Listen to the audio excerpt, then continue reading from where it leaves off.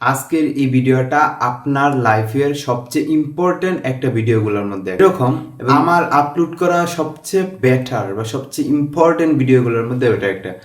So এখন ভিডিওটা কি রিলেটেড হবে, সো আশা করি আপনারা বুঝতে পারতেছেন। সেটা হচ্ছে হ্যাঁ, আপনি চাইনাতে পড়াশোনা করবেন নাকি আপনি অন্যান্য এশিয়ান কান্ট্রিতে পড়াশোনা করবেন নাকি আপনি ইউরোপে পড়াশোনা করবেন।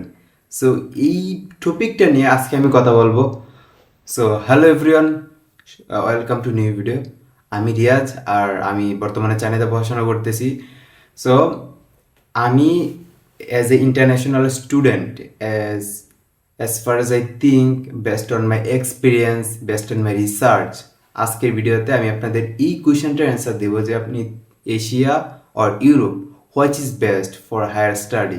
এখানে আমি চারটা পয়েন্ট বেস্ট করে আমি আপনাদেরকে অ্যান্সারটা দেওয়ার চেষ্টা করবো। ফার্স্ট হচ্ছে একাডেমিক ফোকাস, সেকেন্ড সেটা হচ্ছে কস্ট অ্যান্ড ফান্ডিং, থার্ড সেটা হচ্ছে language and culture, the fourth সেটা হচ্ছে জব অপরচুনিটি। ওকে, সো ফার্স্টে সেটা হচ্ছে academic focus.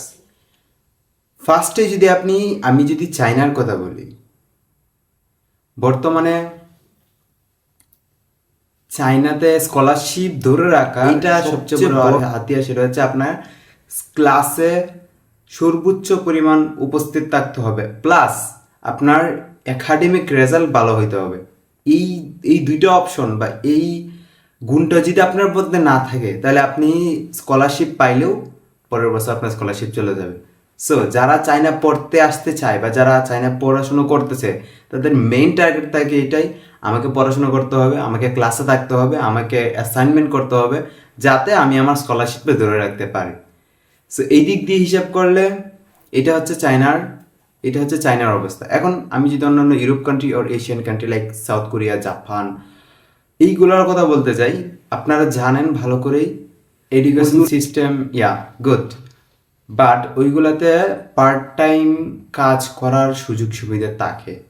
So part time কাজ করে একাডেমিক ক্যারিয়ারে ফোকাস করাটা মোটামুটি করে অনেকেই সেটা করতে পারে না, কারণ আমরা বাংলাদেশ থেকে যারা যাই বেশিরভাগই হচ্ছে মিডিল ক্লাস ফ্যামিলি। সো তাদের এত লাখ লাখ টাকার টিউশন ফি তাদের পে করতে হয়, ফ্যামিলি থেকে নেওয়ার সামর্থ্য খুব কম মানুষেরই থাকে। সো তাকে ওভারটাইম করতে হয় বা নর্মাল কাজগুলো করতে হয়। সো পড়াশুনো করে, ক্লাস করে, অ্যাসাইনমেন্ট, ল্যাব, পার্ট টাইম, এই সবগুলো একসাথে করা একটা স্টুডেন্টদের জন্য মোটামুটি কঠিন। সো এই দিক দিয়ে হিসাব করলে চায়না অবশ্যই এগিয়ে থাকবে, specially for education system and education opportunity. Second সেটা হচ্ছে স্কলারশিপ অ্যান্ড ফান্ডিং। এই বিষয়ে আশা করি আপনারা আমার সাথে একমত হবেন যে বিশ্বের সবচেয়ে বেশি স্কলারশিপ প্রদানকারী দেশ যদি নাম বলতে চান সেটা হবে চায়নাতে আপনি government scholarship, university scholarship, provincial scholarship and so মোর, অনেক ধরনের স্কলারশিপ আছে এবং এই স্কলারশিপগুলা আপনার টিউশন ফি, অ্যাকোমোডেশন ফি, প্লাস আপনার যে চলাফেরার থাকা খাওয়ার যে খরচ সেটাও আপনার বহন করে। সো এটা কতটা ইন্টারেস্টিং অ্যান্ড কতটা ইম্পর্টেন্ট একটা স্টুডেন্টের জন্য সেটা আপনিই চিন্তা করেন। এটা ছিল চায়নার ফান্ডিংয়ের নিয়ে কথা। এখন আমি অন্যান্য কান্ট্রির বিষয়ে যদি যাই, সেটা হোক এশিয়ান কান্ট্রি আর ইউরোপিয়ান কান্ট্রি, আপনারা জানেন ইউরোপের বেশ কয়েকটা ভালো ভালো কয়েকটা স্কলারশিপ আছে। হ্যাঁ, এবং ইউরোপের অনেক কান্ট্রিগুলো, আপনি যদি সেটা ডেনমার্ক হোক, ফিনল্যান্ড হোক, সুইডেন হোক অ্যান্ড সো মোর, বেশিরভাগ কান্ট্রিগুলাই যদিও স্কলারশিপ অফার করে থাকে বা ইউনিভার্সিটিগুলোতে স্কলারশিপ সুযোগ সুবিধা আছে, তবে সেটা চায়নার থেকে তুলনামূলক অনেক কম এবং সেগুলোতে কম্পিটিশন অনেক বেশি। যদিও চায়নাতে এখন বর্তমানে কম্পিটিশনটা বেড়ে গেছে, সো বাট ওইগুলোতে আপনার কম্পিটিশনটা অনেক বেশি। সো ইউরোপিয়ান কান্ট্রিগুলোতে ভালো কোনো স্কলারশিপ পেয়ে যান, কংগ্রাচুলেশনস, আপনি ওই দেশগুলোতে মুভ করায় আপনার জন্য বেটার হবে। কেন বেটার হবে নেক্সট টাইমে আসতেছি। সো এই ছিল হচ্ছে সামারি। চায়নাতে স্কলারশিপ ফান্ডিং বেশি better then other European countries, I think, as far as I know. যদিও আপনারা এই বিষয়গুলো ইন্টারনেটে একটু ঘাটাঘাটি করে দেখবেন, রিসার্চ করবেন। আমি যে সব কথা বলতেছি সব কথাই যে আমার সঠিক বা সব কথাই যে নির্ভরযোগ্য বিষয়টা এরকম না।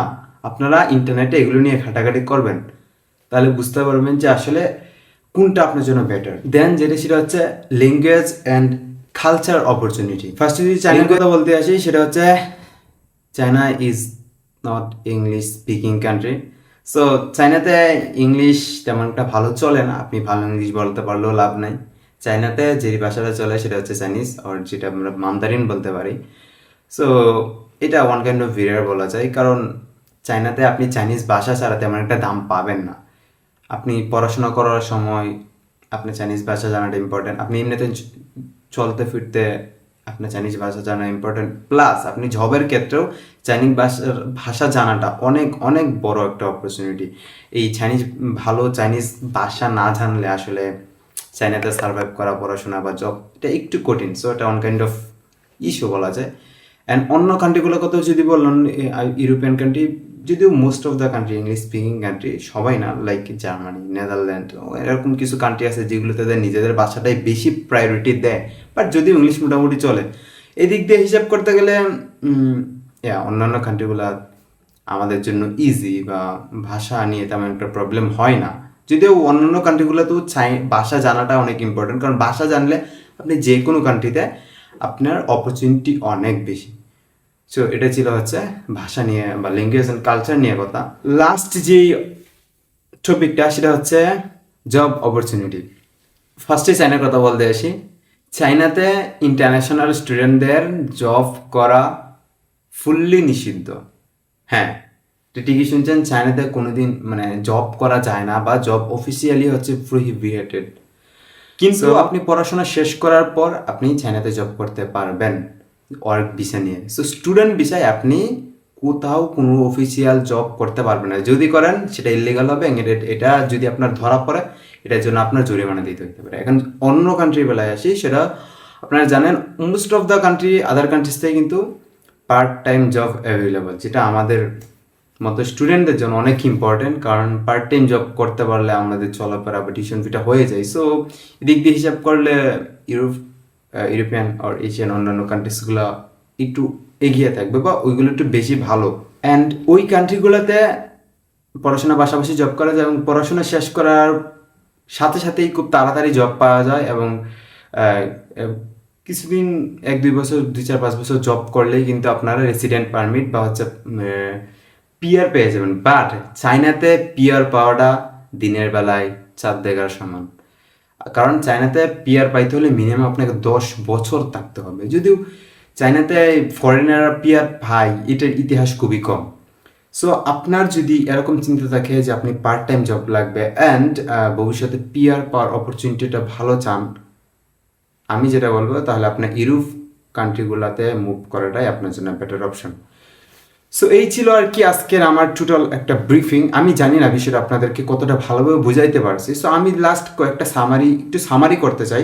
দেন আপনার যদি কোনো কোয়েশ্চেন থাকে, সেটা আপনি ইন্টারনেটে আপনার ঘাটাঘাটি করবেন, আমাকে কোয়েশ্চেন করতে পারেন, আপনাদের senior person or family and যারা বাইরে থাকে তাদের সাথে আপনার ডিসকাস করে আপনার একটা অপশন চুজ করতে পারেন।